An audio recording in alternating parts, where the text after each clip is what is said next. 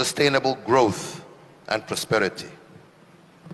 As a continent, we must look at our curricula in comparison with the changing global needs and embrace that aims to foster critical thinking, innovation, and creativity, as this will bolster the continent to unmeasurable heights. It is our task as leaders of this great continent. Thank you very much, and good morning, everybody. Your Excellency, former President of the Federal Republic of Nigeria, His Excellency and dear brother, President Jonathan Goodluck Jonathan, our host, His Excellency Goodwin Obaseki, Your Excellency, the former President of Benin, Thomas Boni Aye, Your Excellencies, the former Vice President of Zambia, and the former Vice President of Nigeria, Your Highnesses, traditional leaders, deputy governors, distinguished participants, ladies and gentlemen, let me begin.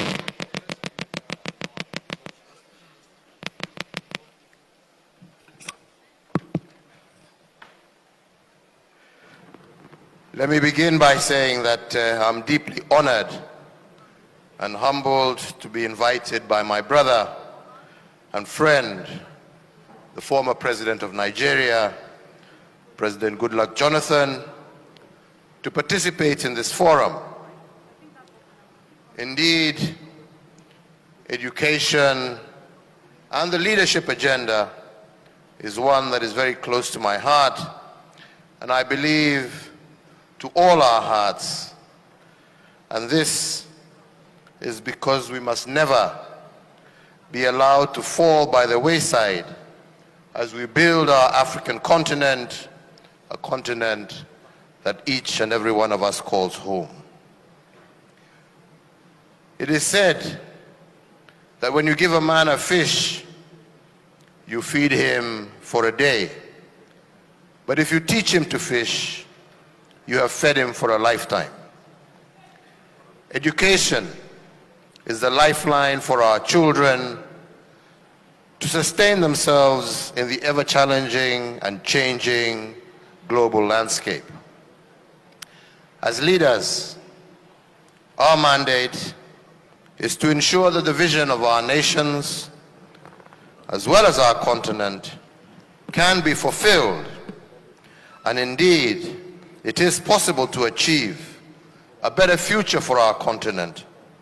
It is not possible to achieve a better future for our continent without significant investment in education and the correct capacity building. The African continent today finds itself at a very critical position as far as history is concerned. We must recognize that the discussions we have in this session will shape the future of our continent, because as a continent, today, we are faced with several that are great impediments to our progress. This, however, should not stand in the way of our transformative agenda of change. And that transformative agenda is anchored in education and leadership. In Kenya, we made deliberate efforts to preserve the continuity of education through various developments for the sake of our future. We continue to dedicate resources to stabilize remote regions, to build schools and post educators so that the literacy gap between urban and rural centers could be closed. We introduced free primary education so that no child would be left behind in the formative years of their development. During my tenure, my government intentionally set aside funds and heavily invested in education-based infrastructure. We built classrooms across the country, and already existing classrooms were further improved to enable them to accommodate more students. And this we did in collaboration with local leadership and communities. We went further to establish community-based management schools, where community-based organizations and parent-teacher associations played a critical role in mobilizing resources and managing schools, as well as carrying out an oversight role. This ensured that our children did not have to travel far to get a good education. As a government, I initiated the 100% transition from primary to secondary level education. This meant that all Kenyan children who left primary school would find a place in a high school in order to continue with their education.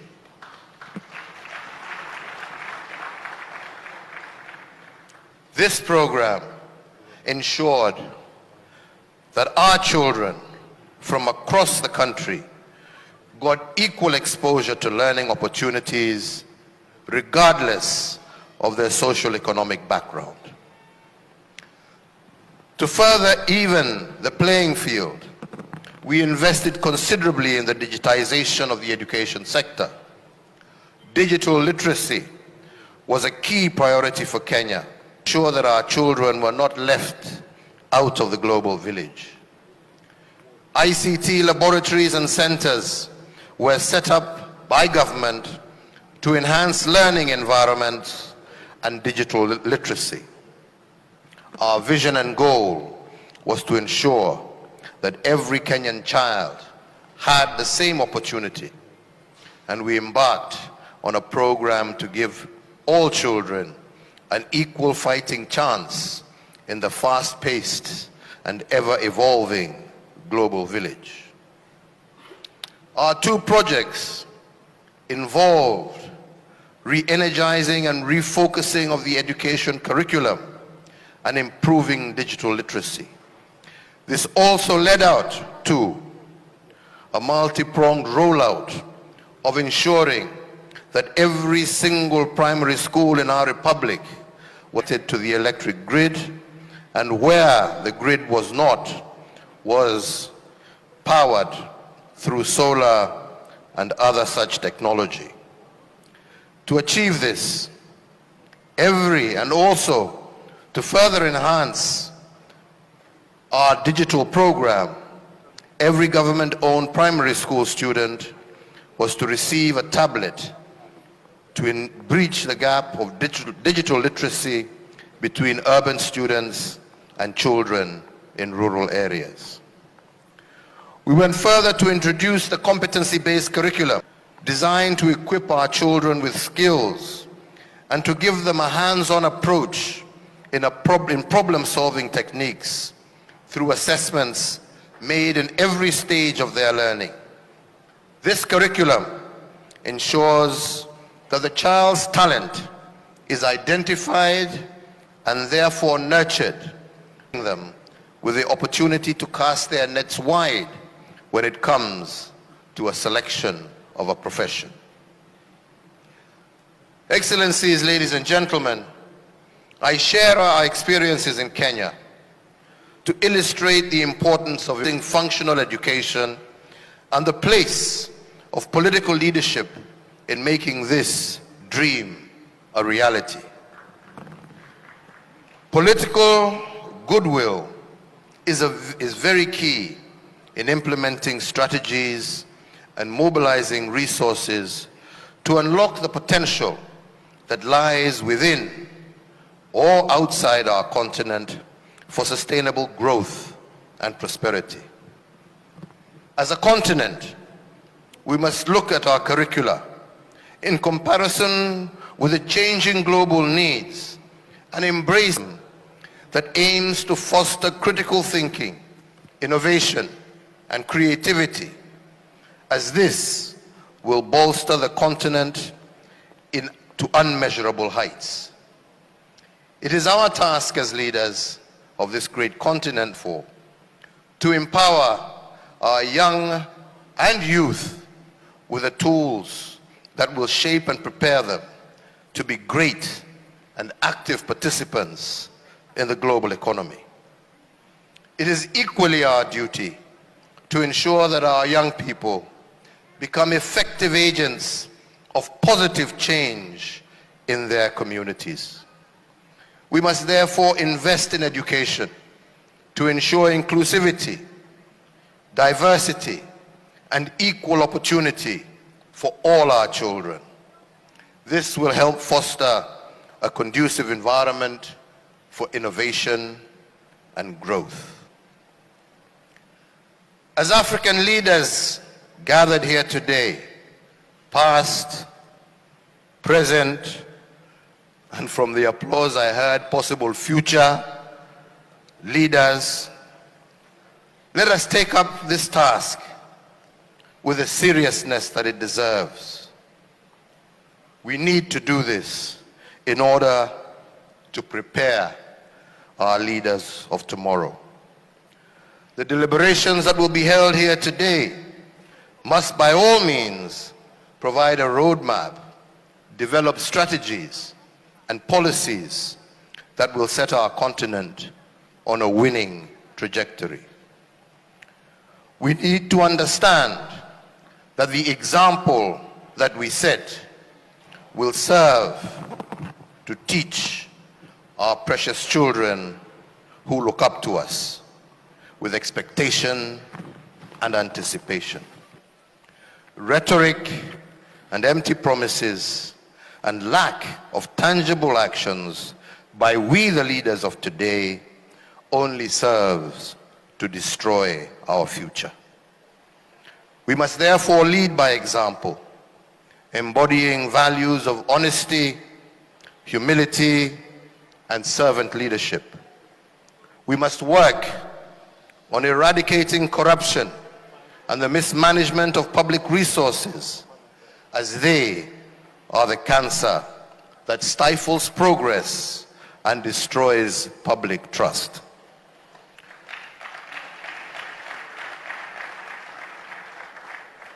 The composition of this audience today comprises highly educated men and women who have sought wisdom from a globe for the benefit of our beloved continent.